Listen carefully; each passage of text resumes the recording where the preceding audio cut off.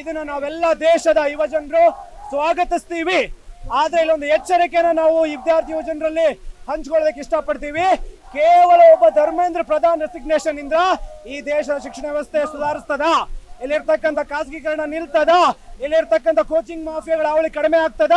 ಇಲ್ಲಿರ್ತಕ್ಕಂಥ ಶಿಕ್ಷಣ ಬಡವರಿಗೆ ಸಿಗಂಗ ಆಗ್ತದ? ಹಾಗಿದ್ರೆ what is the solution? The solution is only we should stop privatisation of education. ಇವತ್ತು ಶಿಕ್ಷಣ ಯೂನಿವರ್ಸಲ್ ಆಗಬೇಕು, ಎಲ್ರಿಗೂ ಸಿಗಬೇಕು ಅಂತ ಒಂದು ಕಾನೂನು ಬರಬೇಕು. ಹಾಗಾಗಿ ನಮ್ಮ ಒಂದು ಬೇಡಿಕೆ ಮಾತ್ರ ಈಡೇರಿದೆ, NTA ಸ್ಕ್ರಾಪ್ ಆಗಬೇಕು, ನೀಟು ರದ್ದಾಗಬೇಕು. It should become state subject. Sir, ನಮಗೆ ಸಾಮಾನ್ಯ ಪೊಲೀಸರ ಬಗ್ಗೆ ಅಂತಃಕರಣ ಇದೆ, ಆದ್ರೆ ಮೇಲ್ ಕುಂತಿರೋರು ಇವರು ರಾಕ್ಷಸರು.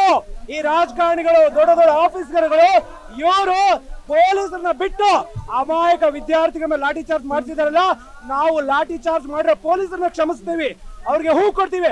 ಆದ್ರೆ ಇವ್ರ ಮೇಲೆ ಕೂತಿದಾರಲ್ಲ ನರಭಕ್ಷಕರು, ಈ ಕ್ರೂರಿಗಳು, ಈ ರಾಕ್ಷಸರು, ಈ ಮಂತ್ರಿಗಳು, ಪ್ರಧಾನ ಮಂತ್ರಿಗಳು, ದೊಡ್ಡ ದೊಡ್ಡ ಆಫೀಸರ್ಗಳು, ಇವರ ವಿರುದ್ಧ ನಮ್ಮ ಹೋರಾಟ ಮುಂದುವರಿತದೆ.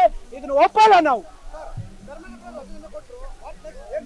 ಸರ್ ನೋಡಿ, ಈ ರಾಜೀನಾಮೆ ಕೊಟ್ಟಿದ್ದಲ್ಲ, ಕೊಡಿಸಿದ್ದು.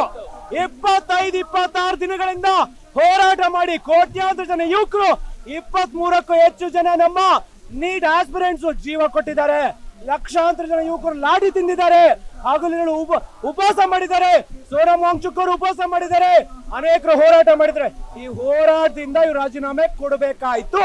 ಹಾಗಾಗಿ ಅವ್ರು ಕೊಟ್ಟಿದ್ದಲ್ಲ, ಅವ್ರನ್ನ ಬಗ್ಸಿ ಕೊಡ್ತಿದ್ದು. ಇದು ವಿದ್ಯಾರ್ಥಿಗಳ ಶಕ್ತಿ.